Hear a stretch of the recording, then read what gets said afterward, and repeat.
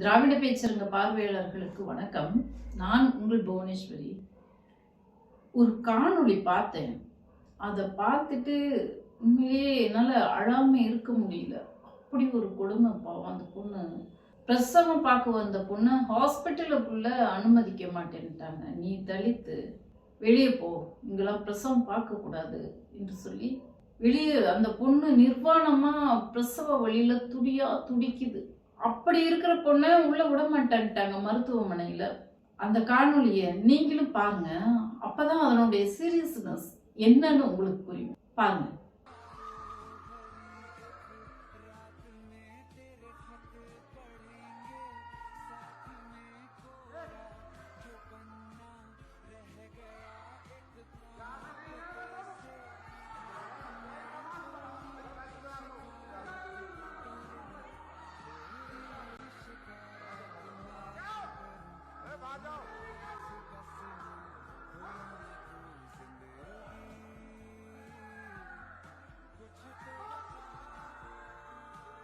பாத்தீங்களா என்ன ஒரு குடும்பம் பண்றாங்க பாத்தீங்களா?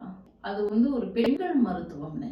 தலித் பெண் என்பதற்காகவே இங்கெல்லாம் தலித் பெண்ணுங்களுக்கெல்லாம் தலித்துக்கெல்லாம் அனுமதி கிடையாது, நீங்க வெளியே போங்க என்று சொல்லி துரத்தி விட்டாங்க.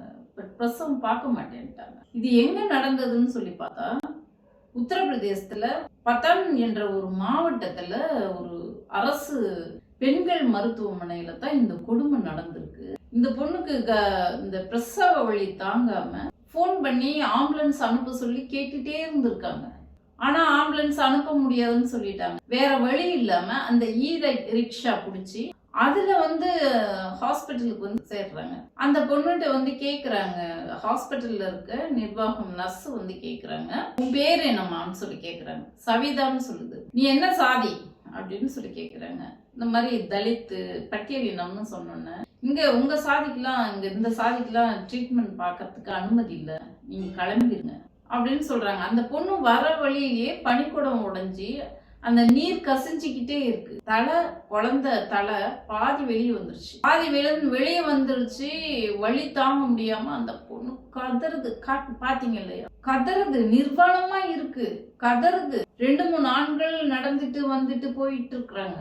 ஒரே ஒரு வயசானவங்க பார்த்துட்டு அவங்களுடைய அந்த ஸ்வெட்டரை எடுத்து அந்த பொண்ணு மேல போத்தி விடுறாங்க.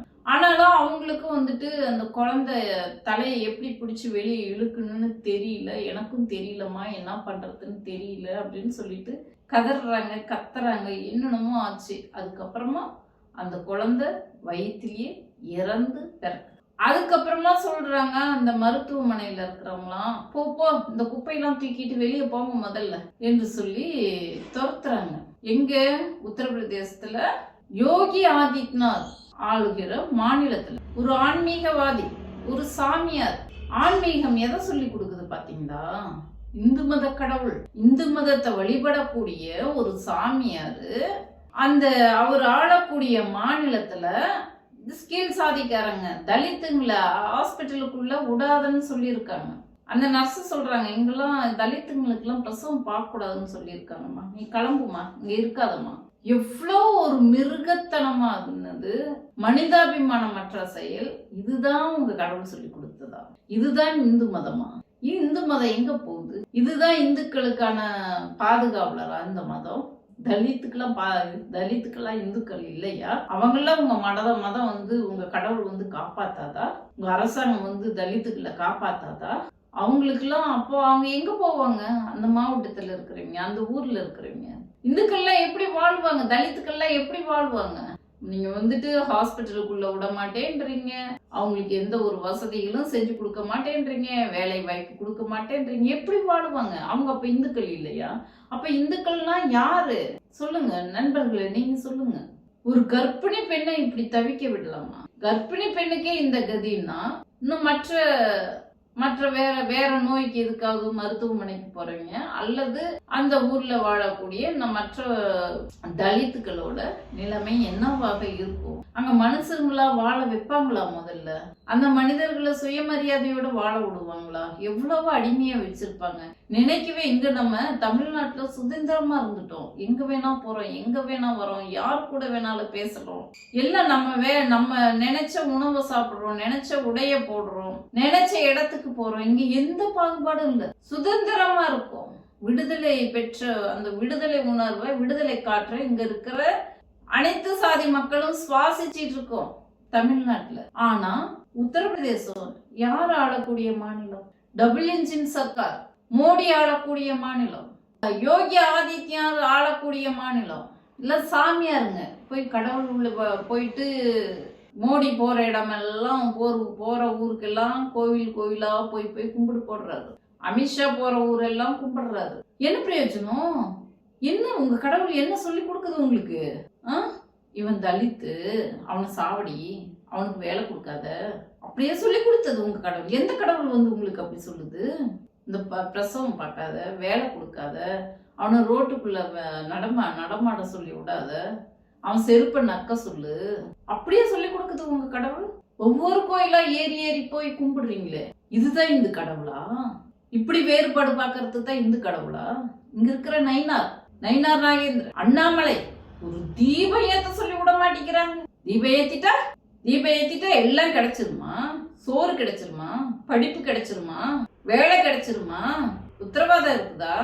இங்க இருக்கிற தமிழ்நாட்டுல இருக்கிற மக்கள் எல்லா வசதிகளும் வாய்ப்புகளோடயும் இருக்காங்க. தீபம் ஏத்தியா எல்லா வசதி வாய்ப்புகளோட இருக்கிறாங்க. உத்தரப்பிரதேசத்துல உங்க ஆட்சி தானே நடக்குது. ஏன் அந்த குடும்பம் அந்த பொண்ணுக்கு, தலித் பெண்ணுக்கு ஏற்பட்டது? மக்களே நல்லா சிந்திங்க. இந்த படுபாதகர்கள் தமிழ்நாடு இன்னைக்கு தனி தீவா இருக்கு. இந்தியாவிலேயே சைனாவோட போட்டி போட அளவுல, சைனா கூட ஈக்குவலா வளர்ந்த மாநிலமாக தமிழ்நாடு இருக்கு. இந்தியாவிலே வேற எந்த மாநிலத்திலும் இப்படி ஒரு வளர்ச்சி இல்ல, வேற எந்த மாநிலத்திலும் இப்படி ஒரு கல்வி கட்டமைப்பு இல்ல. அந்த அளவுக்கு நம்ம திராவிட மாடல் முதல்வர் கட்டமைப்புகளை உருவாக்கி வச்சிருக்காரு, வளர்ச்சி திட்டங்களை கொடுத்திருக்கிறாரு. ஆனால் அதை கெடுக்கிறதுக்காக மீண்டும் இங்க மோடி ஆட்சி அமையணும்னு சொல்லிட்டு அமித்ஷா பேசுறாரு. எதுக்கு? நீங்களா இந்துக்கள்னு சொல்லிக்கிட்டு தலித் மக்களை அடிமைப்படுத்துறதுக்கா? அந்த உத்தரப்பிரதேசத்துல நடந்த மாதிரி, பீகார்ல நடந்த மாதிரி இங்க தமிழ்நாட்டை மாத்துறதுக்கா? தமிழர்கள் நாம சுயமரியாதை காற்றை சுவாசித்து வாழ்ந்தவர்கள். ஒரு நாளும் தமிழன் யாருக்கும் அடிமையாக கூடாது. சுயமரியாதை உணர்வோட வாழணும். மானமும் அறிவும் மனிதனுக்கு அழகு என்ற அந்த தத்துவத்தை உள்வாங்க நம்ம தமிழர்கள். நாம் இந்த பிஜேபி உள்ள கால் பதிக்க விடக்கூடாது. அது எத்தனை பேரை கூட்டணி அமைச்சு வந்தாலும் சரி, பிஜேபியோட சேர்ந்து அடிமைகளையும் ஓட விரட்டும். அது புது அடிமையாக இருந்தாலும் சரி, பழைய அடிமையா இருந்தாலும் சரி, ஓட விரட்டணும். நண்பர்களே, இந்த பெண்ணுக்கு நடந்த கொடுமை தமிழ்நாட்டுல யாருக்கும் நடக்கக்கூடாது. இங்க எல்லாரும் சகோதரத்துவத்தோட வாழ்றோம், அண்ணன் தம்பிகளாக வாழ்றோம். சாதி, இனம், மதம் கடந்து மனிதனாக இங்க வாழ்றோம். இதை கெடுக்க இந்த பிஜேபி அதிமுக கூட்டணி சதி பண்ணுது. அதை நாம விரட்டி அடிக்கணும். இந்த காணொலியை பார்த்துட்டு இருக்கிறீங்க. உங்களுடைய கருத்தையும் உத்தரப்பிரதேசம் மாதிரி இங்க தமிழ்நாட்டுல ஆகணுமா, ஆகாமல் தடுக்கிறதுக்கு என்ன வழி, உங்களுடைய கருத்தை நம்மளோட பகிர்ந்துக்குங்க நண்பர்களே. நன்றி நண்பர்கள்.